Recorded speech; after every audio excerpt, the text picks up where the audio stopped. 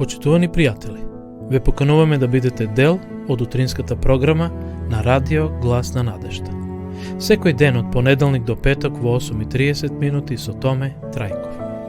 На Facebook страната на Радио Глас на надежда. Ке имате прилика да слушате утринска порака, совети за здравјето, животни приказни, рецепти за готвење, гости во студиото и многу други интересни работи. Ве очекуваме.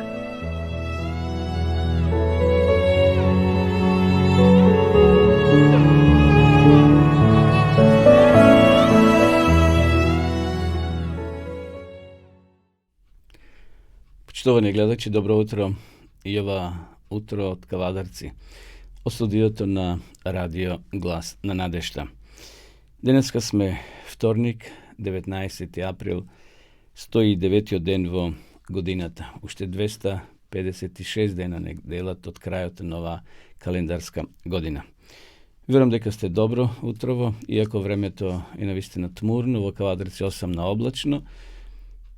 Синоќа скоро цела вечер врнеше ситен дожд, но како и да е, прогнозата беше и таква дека за вчера имавме променливо време со дожд, но и денешната температура оди во таа насока, иако ќе имаме благо подобрување на временската прогноза за денеска, но пред да ја кажеме прогнозата, да кажеме дека сонцето во Кавадарци во Теквешијата изгреа во 5 часот и 47 минути, а истото ќе зајде во 19 часот и 16 минути. Плюс 3 во Кавадарци во овој момент, така да беше 2 степени, сега веќе малку се затоплува. Инаку, според мерната станица, која укажува каков е квалитетот на воздухот во Кавадарци, денеска имаме информација дека воздухот е чист.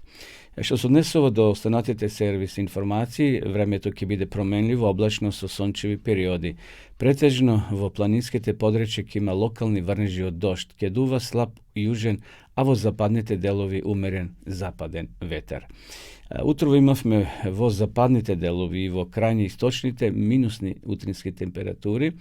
Во западните делови беше минус 4 до 6, а во Беровскиот регион од минус 7 ќе биде до 8 степени. Што се однесува до нашиот регион, Теквишијата, до 15 степени, во Гевгелискиот регион до 16, Кумановскиот ќе биде променливо облачно, значи врнежливо, од 0 до 10 степени и слично нешто и во Скопје од 2 до 14 степени.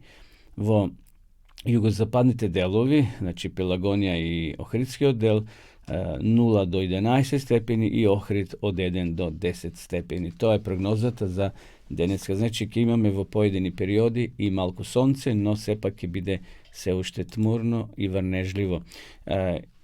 Прогнозата е слична и за утрешниот ден, значи 20 април, која вели дека ќе имаме променливо облачно време со локален дожд, особено во северните делови. Ќе дува умерен до засилен ветер од променлив правец. Значи ќе имаме слична температура, малце покачување за степен 2 во некои делови, но се уште е студено, односно не е она пролетно сонце кој ние сме навикнали. Така да во следните денови, таму значи среда, четврток, петок, ќе се дневната температура покачува и ќе имаме затоплување. Значи ќе немаме утрински минусни температури, ќе бидат во плюс, но се уште не ќе можеме така да се раскомотиме, што се вели на топлото пролетно сонце. Од Автомотосојузот на Македонија имаме информации дека сообраќајот на државните патишта се одвива непречено со понаместа влажни коловози, поради тоа што синоќа врнеше дожд.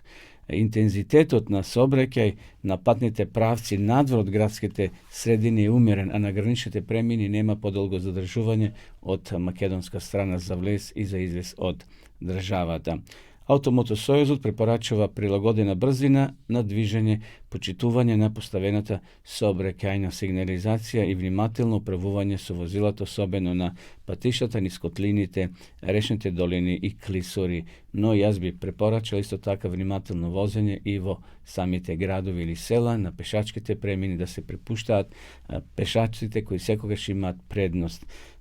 Се уште се изведуваат градежни активности на поедини делови на патиштата низ Македонија, затоа внимавајте, почитовни гледачи, на поставената сигнализација. Денеска рековме вторник, 19. април, да видиме што се случило на денешен ден во светот и што историјата забележала. Еве, ќе ви пренесам само неколку интересни работи. Нешто поврзано со Македонија.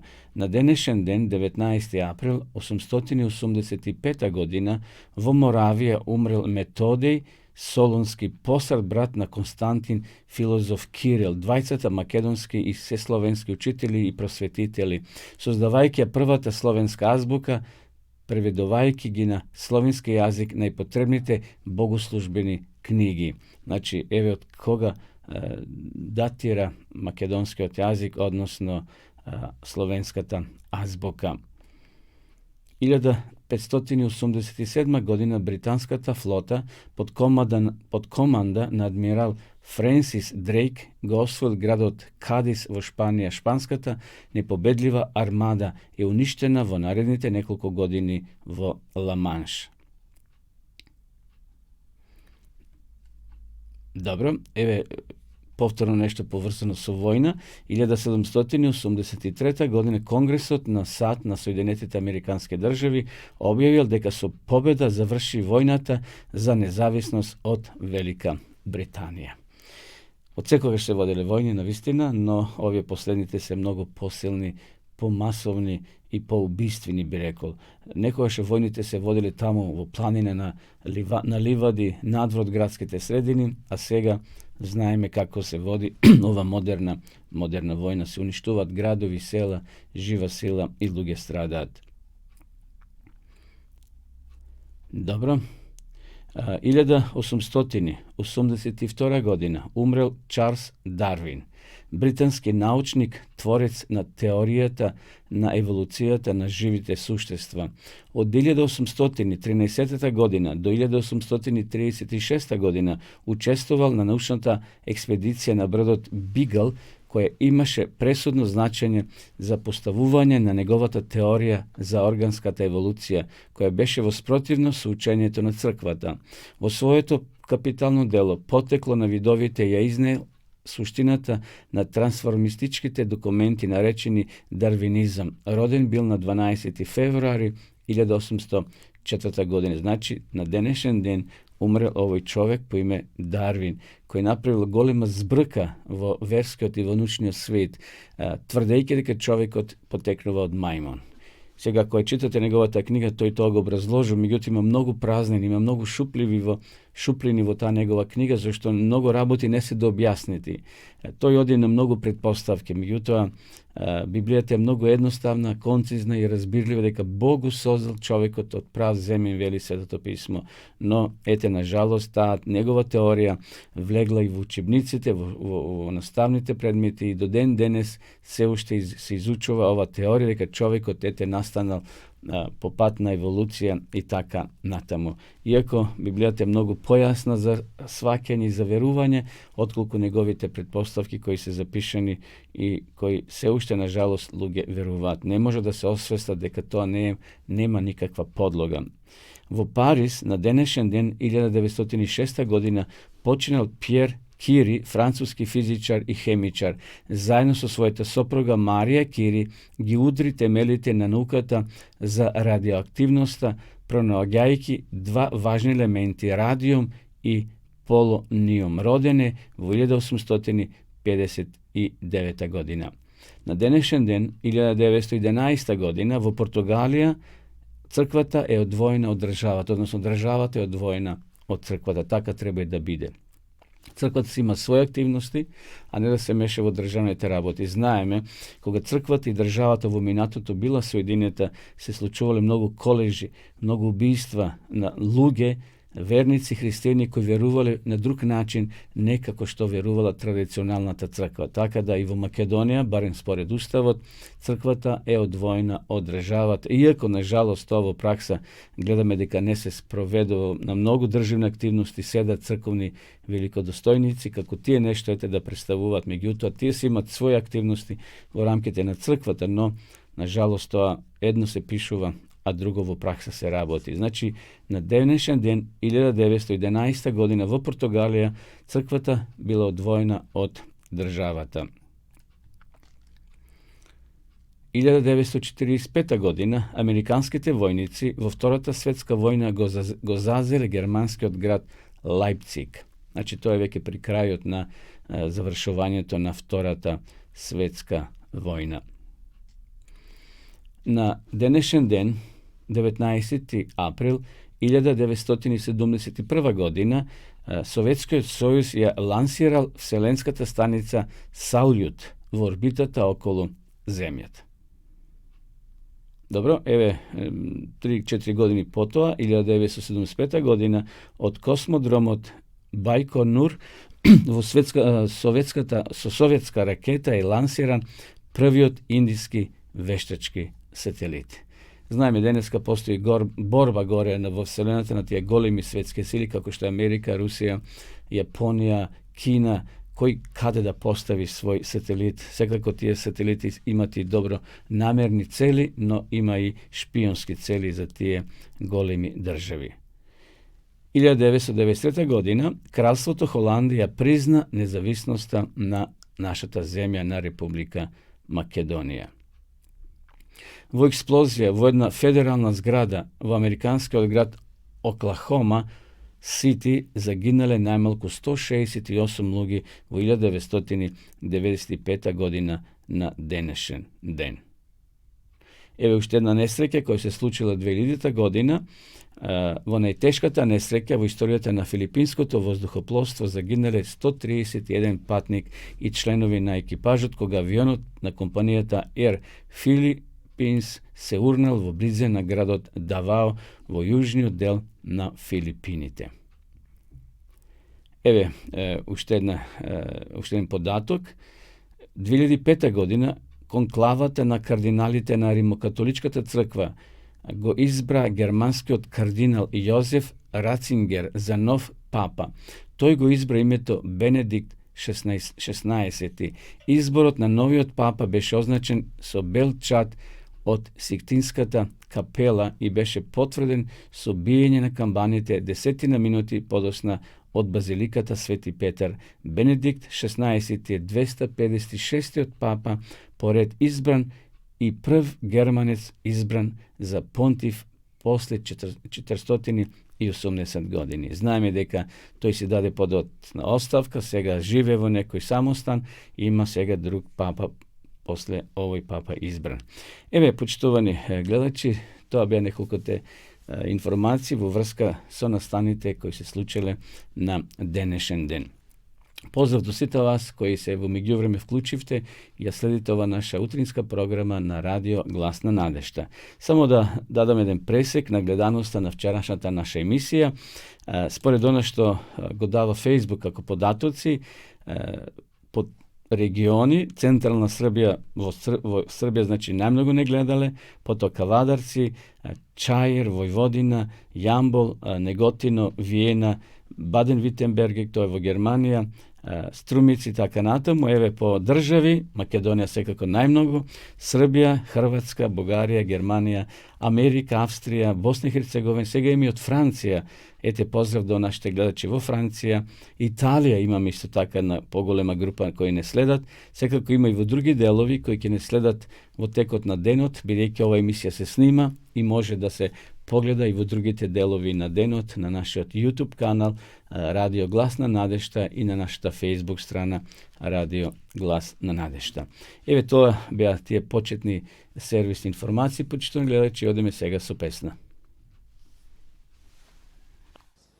Utami toj, ja videk sjaj, taj slavni krst na Golgoti.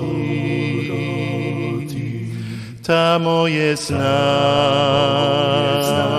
Spasitelj moj, na krstu tom darovao tad život svoj, i zato sad ja slavim ga, i srca mog diže se sad, zahvalan glas, slavite ga, narodi svi, jer on je Bog, čujte sad, Isus naš, Isuse naš, poslušaj sad, i srca naši hvale glas, plemena sva, narodi svi, zahvalni sad radosno, pevaju ti, i zato sad ja slavim ga, i srca mog diže se sad, zahvalan glas, slavite ga, narodi svi, jer on je Bog, čujte sad, Isus naš, i zato sad ja slavim ga, i srca mog diže se sad, zahvalan glas, slavite ga, narodi svi, jer on je Bog, čujte sad, Isus naš, Isus naš. Poštovani gledači, vi sledite utrinskата programa na radio Glasna nadešta. Emisija koja se emitova svako jutro od ponedeljnik do petok v 8 časov i 30 minuti. Sledova rubrikата Kapki na mudrosta i kratka poraka od Biblията. Еве, за ovo утро приготвив неколку капки на мудрост и верувам дека ќе ви се допаднат. Вистинското богатство на човекот е доброто што го прави во животот. Тие што даваат имаат се. Тие што задржуваат немат ништо.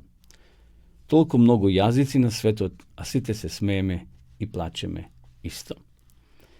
Да се има мир во душата е најголемото богатство. Верувам дека тоа сите сме го сетиле и може да потврдиме оваа мудрост. Да се има мир во душата е најголемо богатство. Лесно е да простиш на некого кој те излажал, но тешко е да си простиш себе си што си му верувал. И таа вистина држи вода, што би се рекло. Понекогаш може би сме наивни, веруваме, но кога ќе искусиме нешто, потешко поверуваме во некои работи. Минатото е крадец што не може ништо да даде, а може да ви ја земе убавата иднина. Да тоа што поминало не се враќа. Како водата што поминува низ реката, таа повеќе не се враќа назад. Минатото е крадец што не може ништо да ни даде, а може да ви ја земе или да ни ја земе убавата иднина. Битката ја добива само оној кој одлучил да победи. И затоа често пати кога слушаме разни тренери на спортски екипи или играчи на некои спортски екипи, сите се оптимисти, сите велат да, ќе биде тешко, но се надеваме на победа. И тоа е нормално, мора да бидат оптимисти. Не може еден фудбалер, еден спортист, еден тркач, еден боксер или било која спортска дисциплина да каже, јас не можам да победам. Па макар да е свесен дека е послаб од останатите колеги спортисти, тој сепак има оптимистички дух. Тоа би требало да биде природно во душата на секој човек, да се бориме pa makar osvojili второ или трето или 10 место, зашто ако има 10, 20 тркачи кои трчат, сите не може да освоят првото место, но сите трчат за да добијат. И затоа битката ја добива само оној кој одлучил да победи. Роден си оригинал, не умирај како нечија копија. Сите ние сме оригинали според Библијата. Кога одиме се сликаме за лична карта, почитувани гледачи, сите даваме отисок на своите прсти или на својот прст. Ние сме уникати. Ти си единствен во овој свет. Па макар да има уште 700 милиарди жители на оваа планета, иако има околу 7,5, скоро 8 милиарди, и колку, може би толку и починале, но како е да е, ние сме сите оригинали во очите на Бога. Исус би дошол на оваа земја, пишува еден духовен писател, и само за еден човек да го спаси. И затоа биди оригинал. Не умирај како нечија копија. Нажалост, многу млади, многу луѓе се изедначуваат со некои пејачи, со некои фудбалери, со некои боксери, со некои спортисти, сакат да бидат такви. Не, ти си единствен таков како што те Господ создал. И уживај во таа твоја убавина, зашто си оригинал. Сите сакаме оригинални работи да купуваме. Никој не сака некој фалсификат, некои споредни работи. Сите сакаме оригинали, зато ти си оригинал и остани таков до крајот на твојот живот. Љубовта не се искажува со топаници. Кога пријателот е против вас, значи или сте апсолутно во право, или пак многу грешите. Еви и тука, значи има вистина. Добро, би сакал сега една кратка порака од Библијата со неколку убави мисли. Книгата на пророк Јоел, 2 глава, 13 стих кажува: разделите го вашето срце, а не вашите облики. Вистина, ова порака треба да ја сватиме символичко, а не вистински ние да ги разделиме нашите срца. Но сепак има овде во пораката на Јоел една силна порака до нас денеска. Во времето на Стариот Завет, луѓето во знак на длабока тага, болка, жален или покаяние ги раскинувале своите облеки. Вистинското покаяние секогаш боли, но тоа е полезна болка, бидејќи лекува од горделивоста и себичноста. Џон Калвин рекол: секој нека си го испита срцето и ќе го открие следното зло. Повеќе би сакал да се ја раскине облеката отколку срцето. Колку вистинито. Калвин при тоа мислел на времето кога Бог го довел својот народ до покаяние преку огромно јато скаколци кои извршиле инвазија на земјата. Сите растенија биле изедени, овошките и градините биле оголени и луѓето и животните премалеле од целосно опустошување што го предизвикале скакулците. Пророк Јоел ја искористил таа споредба да ги повика израелците на покаяние, велејќи им: раскините ги вашите срца, а не вашите облеки. Според запишаното, народот го послушал пророкот и се обратил од својот грев. Лесно да се раскинат облеките, да ја скиниш маицата. Но многу е потешко да се откажеш од горделивоста, од себичноста, од алчноста, од сите оние пороци што ѓавот така лесно ги лепи за нас. И затоа пророк ги советувал своите жители, кога се било пустошено страна скакулците, немале летнина, немале храна, и затоа ги повикал на пост и на молитва. Понекогаш и ние сме премалени од економските или личните притисоци. Може би некоја трагедија или несреќа го растроила твојот живот. Преку таквите случаи ние подобро ја согледуваме својата потреба од Бога. Преку нив тој ни зборува: испитај го својот живот и своето однесување. Дали одиш со мене, дали ги држиш моите правила и моите заповеди, и дали сум прв во твојот живот. И затоа, почитувани гледачи, Бог и денеска од нас очекува да ги раскинеме под наводници нашите срца кога ќе му сгрешиме на Бога. Зошто? Поради тоа што тој тогаш ќе може да не излекува од болката и да ја покаже својата благодат, да ја покаже својата готовност да ни прости, да ни покаже дека е бавен на гнев и полн со милост. Затоа покајанието понекогаш боли, но сепак носи излекување. Еви на крајот една мудра мисла: најдобрите лекови се секогаш горчливи. И тоа е вистина. Некои лекови се така горчливи, но ние ги пиеме за наше подобро здравје. Да ги Ispij mi tije lekovi što Gospod gi dava, da ozdravi me nije duhovno, da može da gledame, da će korime i verata naša od den na den se poveke da raste. Evo to je kapkina mudrosta i kratkata biblijska poraka. Odime povtorno so pesna, počtovani gledači.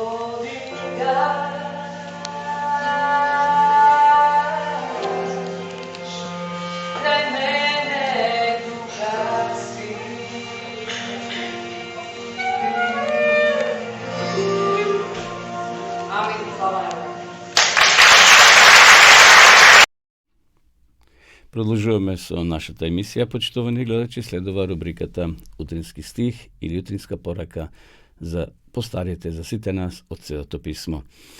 Денешната порака утринска наоѓаме во Филипјаните 4 глава 19 стих. А мојот Бог ќе исполни славно секоја ваша потреба според своето богатство во Христа Исуса.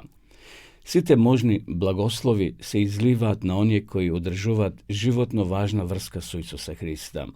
Исус не повикува кон себе, не само за да не освежи со својата благодат и присутност во текот на неколку часа, за потоа да ни испрати некаде вон досегот на својата светлина, за да чекориме одвоени од него, во жалост и тага. Не е тоа Божја намера. Тој ни вели дека мораме да пребиваме во него и тој во нас. Надевајте се на него постојано и не се сомневајте во неговата љубов. Тој ги знае сите ваши слабости и сите ваши потреби. Тој ќе ни даде доволно од својата благодат за секојдневните потреби. Само оние кои постојано примаат ново изобилство благодат, ќе располагаат со сила сообразно со нивните секојдневни потреби и способност таа сила да ја употребат. Наместо да очекуваат некое време во иднина, кога со посебно завештение на духовна сила ќе добијат чудесна способност за придобивање на души, тие секојдневно му се предаваат на Бога за да ги престори во садови погодни за своја употреба. Тие користат секоја можност што им се дава за работа, каде да се наоѓаат. Тие предано работат со својот учител во некој скромен делокруг во домот или на полето на јавната дејност. На посветениот работник прекрасна утеха му дава сознанието дека дури и Христос за време на својот живот на земјата секој ден му се обраќал на Отецот за свежи изливи на благодат и по еден таков разговор со Бога заминувал да ги засилува и да ги благословува другите. Секој работник што ќе го следи Христовиот пример ќе биде приготвен да ја прими и да ја употреби силата што ја ветил Бог на својата црква за да помага зрењето на земната жетва. Од ден на ден, додека весниците на Евангелието коленичат пред Господарот и го обновуваат својот завет на посветеност пред него и пред неговото дело, тој ќе им дава сила на својот дух, чија што мог оживува и посветува, која ќе поаѓаат на своите секојдневни должности.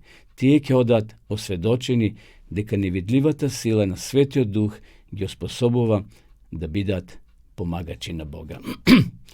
Прекрасна порака, почитувани гледачи, која денеска апостол Павле ни ја упати преку неговиот запишан текст во Филипјаните 4:19, а мојот Бог ќе исполни славно секоја ваша потреба според своето богатство. Бог ни стои на располагање. Неговата сила, се оно што небото располага ни е дадено нам, но дали ние ќе го искористиме или не, зависи од нас. Сите можни благослови се изливаат на оние кои одржуваат животна, важна врска со Исуса. Нека и денеска, овој ден, нашата врска со Бога биде преку молитва, преку проучување, преку и ова емисија еден исчекор напред да се дружиме, почитувани гледачи, да размислуваме за убавите работи и што е најважно да нашата вера од ден на ден се повеќе расте и така кога ќе дојде Христос да најде многу луѓе од овој град, од вашите населени места, па и од целиот свет, луѓе побожни, искрени, кои сакале да му служат верно на Господа, додека биле во ова тело, односно дека биле живи, а кога ќе се почине, секако тогаш луѓето мируваат и чекат еден нов живот, воскресение во Исуса Христа. Од ден на ден, додека весниците на Евангелието коленичат пред Господарот и го обновуваат својот завет на посветеност пред него и пред неговото дело, тој ќе им дава сила на својот дух, чие што мог оживува и посветува. И денеска нека Господ ни помогне да бидеме не само физички живи, туку и духовно, да сведочиме, да ја делиме ова радосна вест, дека Исус ќе дојде и ќе направи крај на сите војни, на сите проблеми, на сите маки, на сите искушенија, ќе овозможи еден нов почеток, еден нов живот, живот без граници. Затоа нека Господ ве благослови сите вас, почитови гледачи, и нека ви даде мир и радост во вашиот живот. Сите вие кои сакате да изучувате Библијата по дописен пат, имате извонредна можност да ја проследите сега и рекламата за онлайн дописната библиска школа, а потоа ќе се вратиме повторно во живо во нашата програма.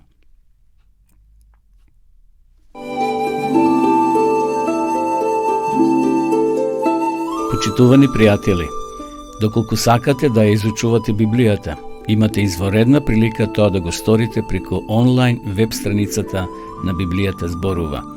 Оваа веб страница е креирана за да ви обезбеди сеопфатно, организирано и темелно проучување на Библијата. Курсевите се бесплатни и без обврски.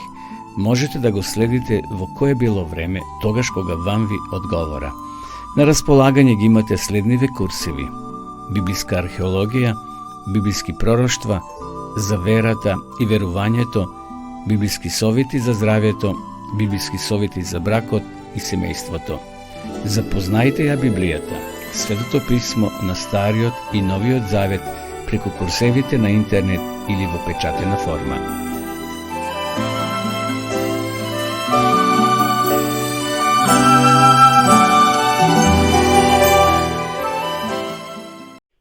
Во наредните неколку минути, почитувани гледачи, ќе се позабаваме со рубриката Библиски личности.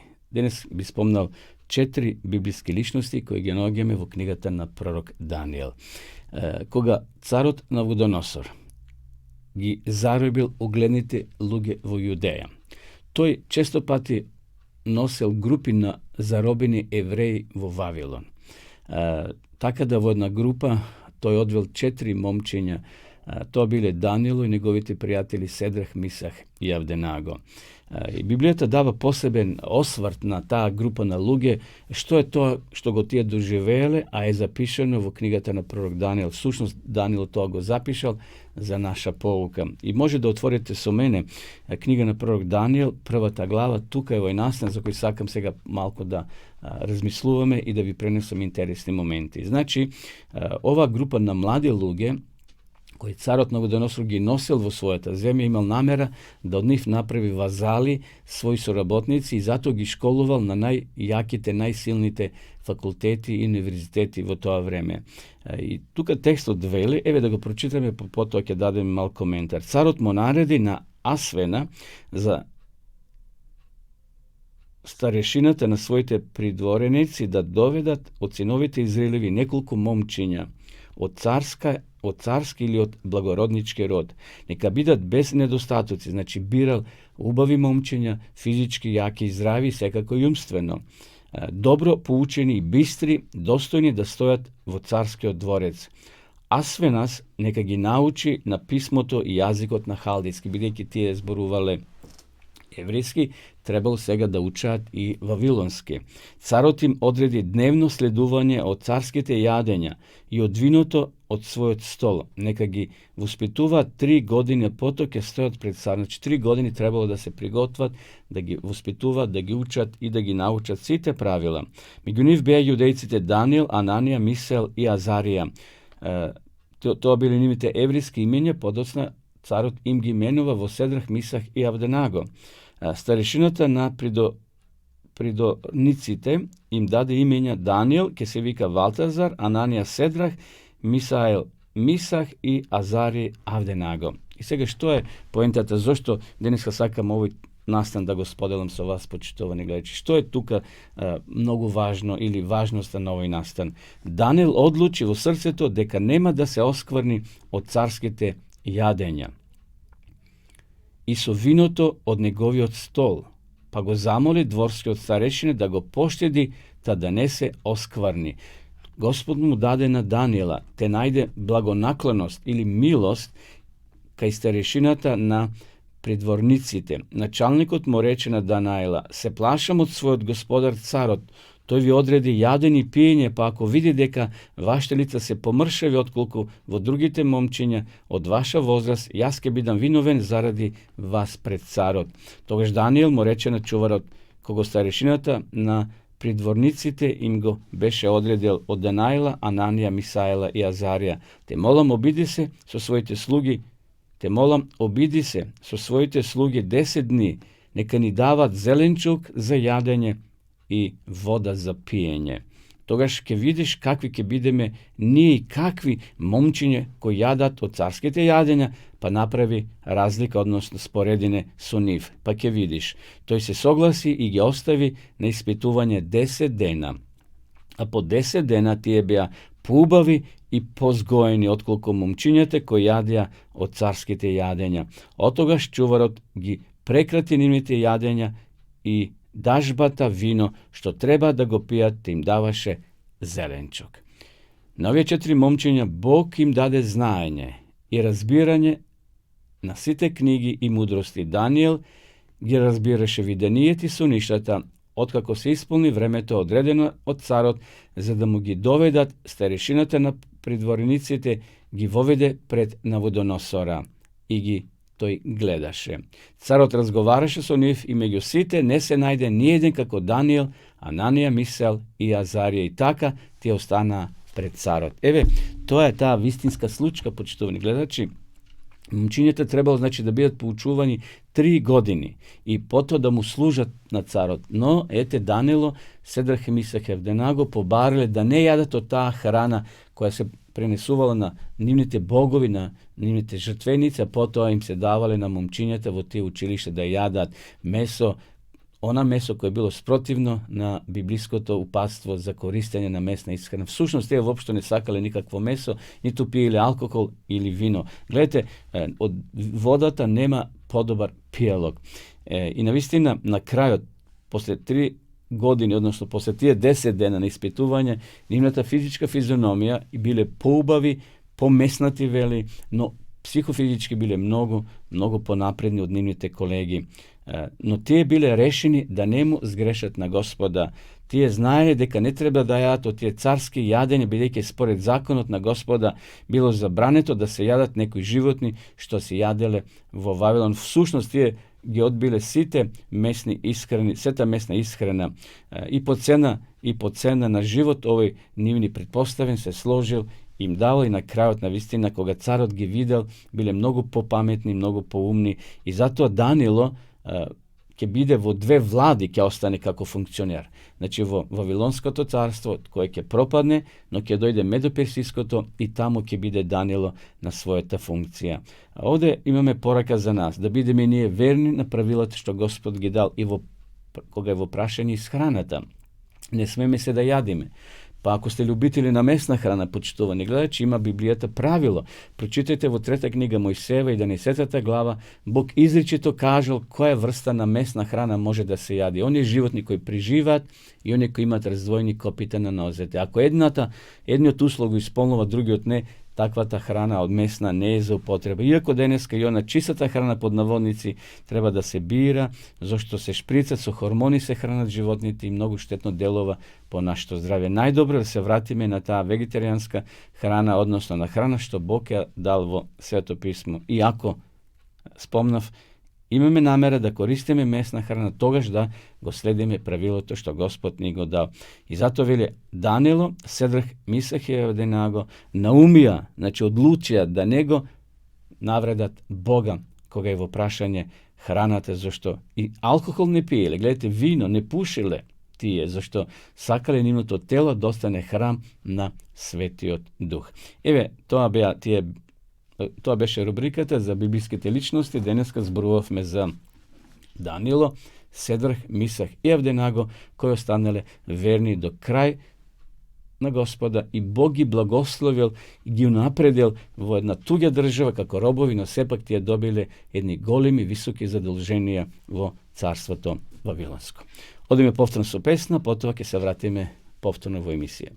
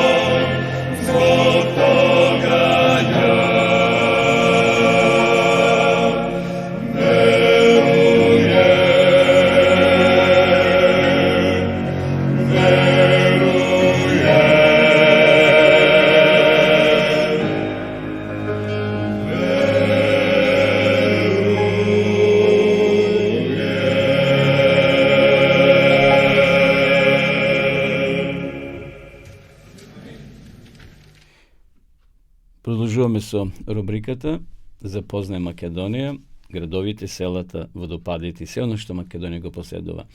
Овутро ќе кажеме неколку зборови за едно мало градче на истокот од Македонија, тоа е градот Кратово. Град во североисточна Македонија, сместен во грлото на изгаснатиот вулкан.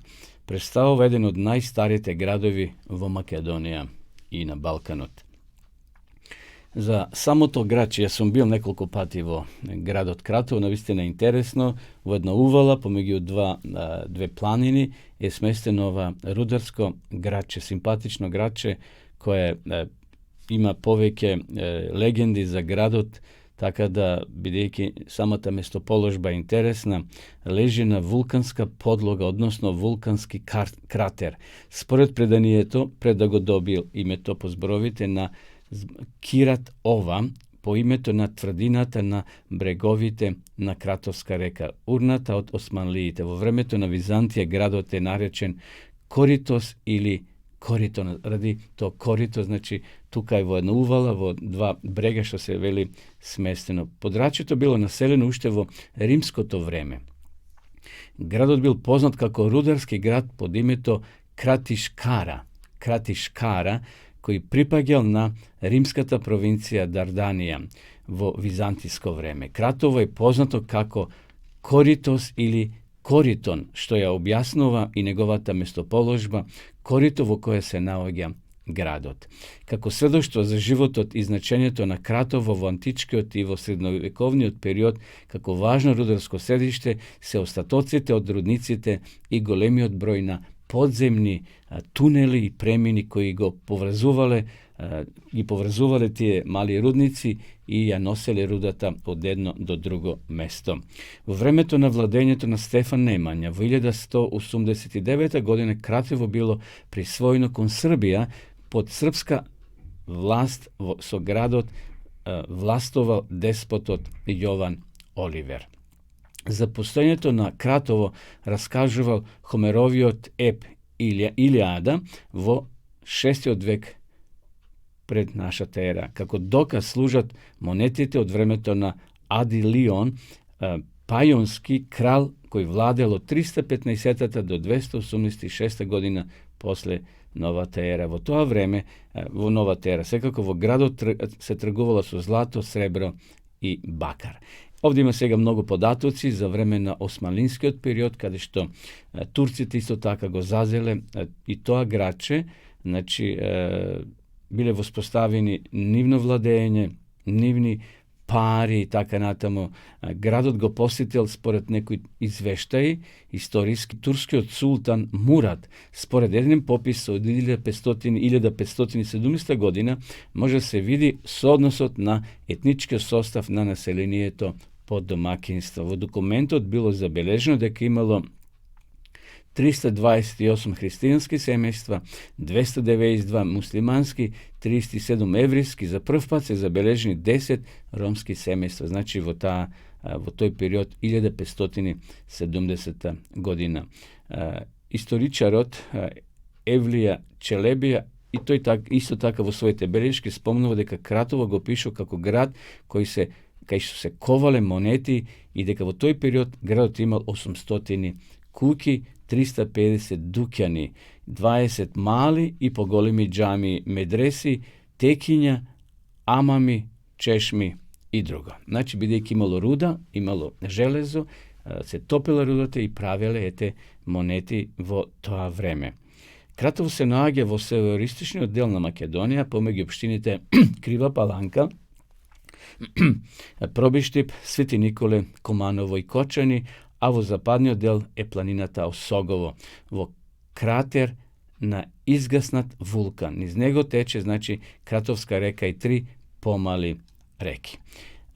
Според населението, од 2002 година, според пописот, имало 6724 македонци, Турци 8, Роми 151, Власи 1, Срби 39 и така натаму. Според сега новиот попис, што се одржа 2021 година, немаме податоци, но може би таа бројка веќе не е истата како што, јас ви пренесов денеска од popisa u 2002 godina. Može da, ako ve vodi patot kon Bugarija, prema Kriva Palanka, na toj premin može desno da svratite, ima patokas koji ke ve odnese. Gledate sokren, znači vo šuma je, vo ridovi, ne se gleda od onoj magistralni otpad Komanovo Kriva Palanka, no mora da se isključite od glavni otpad i nekoliko kilometri ke odete, nis jedna kriv pad, što se veli, i ke vi se otkriva prekrasno grače, malo, čisto je, čista sredina, čist vozduh, tako da ako imate možnost, možda pominjete tamo dobar vikend, imate vkusna hrana. Evo svega za vkusna hrana, ke vi spodelam jedan recept, počitovani gledači, vi koji ste ljubitelji na luta domata. Znači, lutite, odnosno domatite, someleni gi varime zajedno so lovrovite livčenja, stavame sol sekako po vkus do sakanata gustina.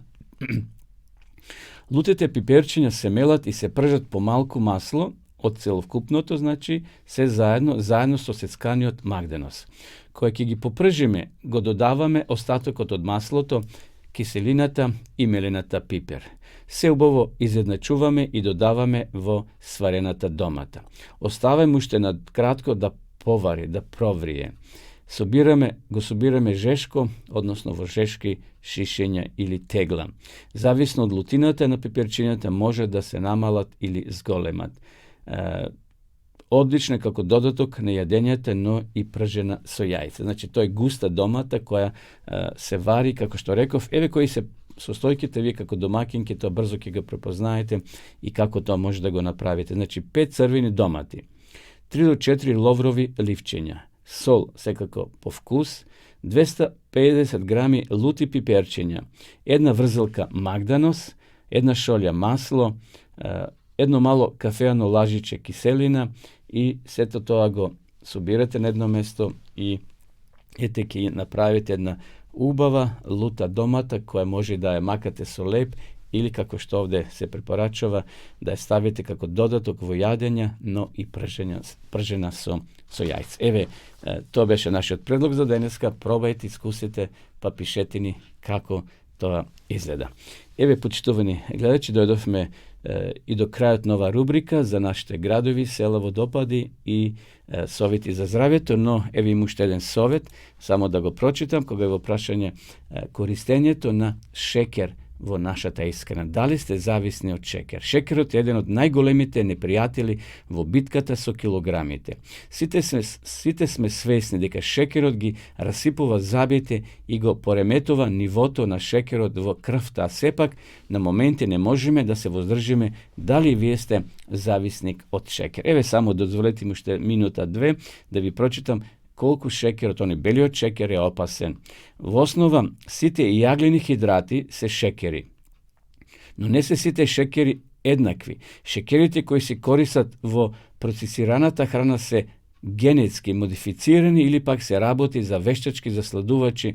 Во обата случаи, внесувањето на ваква храна го лишува телото од неопходните хранливи материи, а го полни со празни калории. Па што треба да направиме? Одлучете се со природна опција. Кога внесуваме јаглени хидрати, одберете интегрални или по можност органска храна, наместо процесирана верзија. На овој начин ќе ја задоволите потребата на телото за шекер, но нема да ризикувате пад на нивото на шекер во крвта. Читајте ги етикетите. Кога купуваме некои производи во продавница, читајте ги етикетите, таму пишува колку проценти има шекер во тој производ. Секогаш барајте обични или незасладени верзии на основните јаглени хидрати, како мусли, фафли и така натаму. Муслите можат во себе да содржат подеднакво шекер колку и просечно чоколадо. Затоа внимателно одбирајте што ќе јадете. Изберете зачини наместо сосови. Во сосовите има многу шекери, почитувани гледачи. Затоа овде препорака имаме да бираме, значи, оние намирници кои сосовите или во себе содржат огромни количини шекер и сол. Особено внимавајте на доматните сосови. Значи, доматен сос или кетчап има многу шекери во во тие кетчапови или преливи за салати. Внимавајте на јаглено-хидратите. Забележувајте колку јаглено-хидратите забележете колку јаглени хидрати внесувате во секој оброк, наместо да целите на дневна доза. Значи, при секоја јадење обидете се да ограничите од 15 до 30 грама.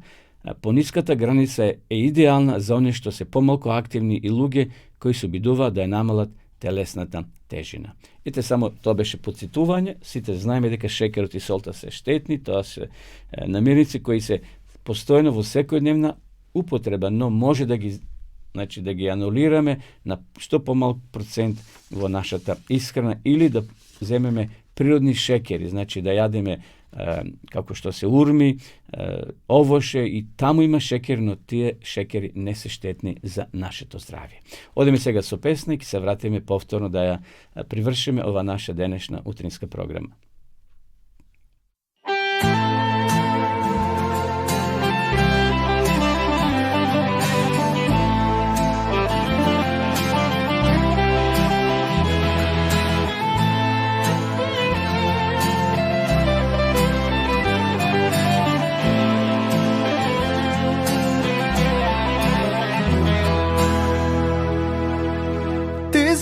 Од вечноста, Господи мој Исусе, Ти владееш секогаш во величество, во сила облечен, Ти си Боже во висините, Твоите дела се предостојни, о Боже мој, а светоста е украсна, Твојот дом за секогаш и пеам слава на Исус, слава на Исус, слава на Исус, слава на Исус. Твојата љубов мене ме облева, ја знам, затоа Ти пеам јас, за да Те прославам. Го плати гревот мој, за да бидам јас од Тебе, ме ослободи од робство, Ти благодарам. А сега знам дека си Ти со мене за секогаш. И пеам слава на Исус, слава на Исус, слава на Исус, слава на Исус. О Боже мој, јас Те љубам. О Боже мој, јас ке бидам со Тебе за секогаш.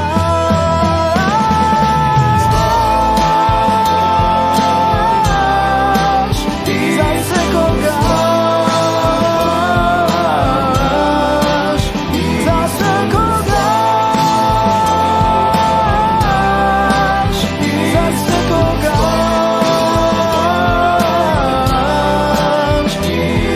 Исус, слава на Исус, слава на Исус, слава на Исус,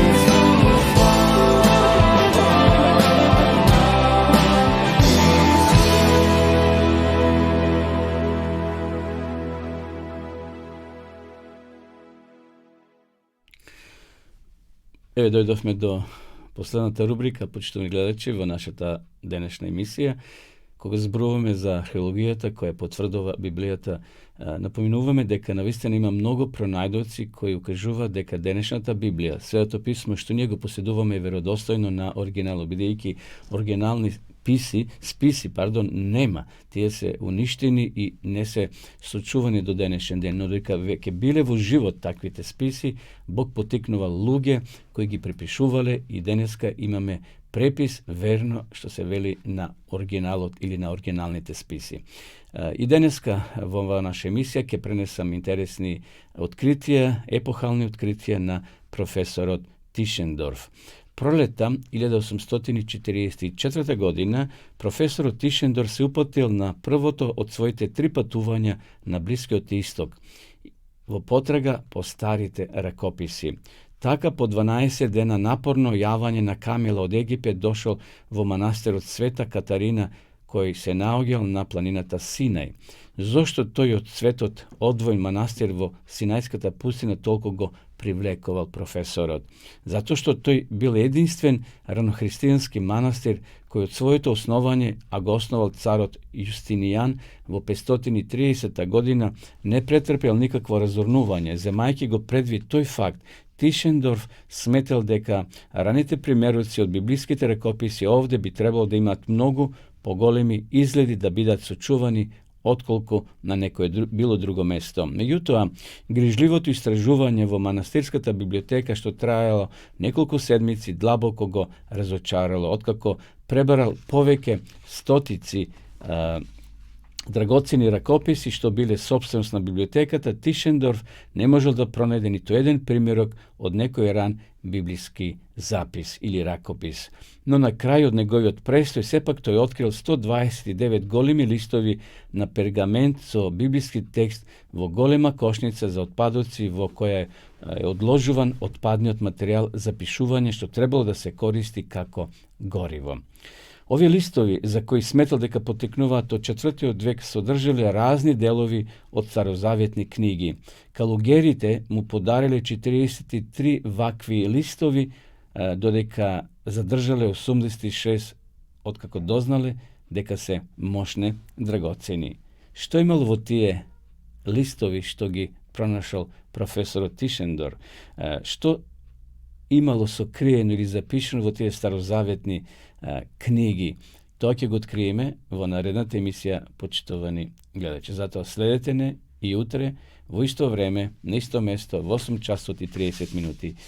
Тука завршуваме нашата денешна програма и ви посакувам убав ден, биете благословени, радувајте се, вие кои имате роден ден, биете радосни, срекни и ви го честитаме вашиот роден ден, уште едно заокружување во делот од вашиот живот.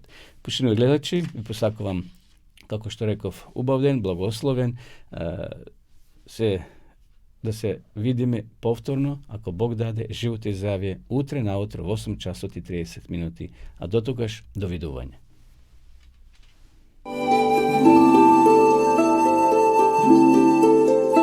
Почитувани пријатели, доколку сакате да ја изучувате Библијата, имате изворедна прилика тоа да го сторите преку онлайн веб страницата на Библијата зборува. Оваа веб страница е креирана за да ви обезбеди сеопфатно, организирано и темелно проучување на Библијата. Курсевите се бесплатни и без обврски. Можете да го следите во кое било време, тогаш кога вам ви одговора.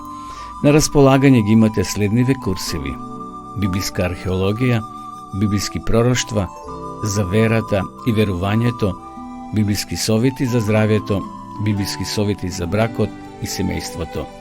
Запознајте ја Библијата, Светото писмо на Стариот и Новиот Завет преку курсевите на интернет или во печатена форма.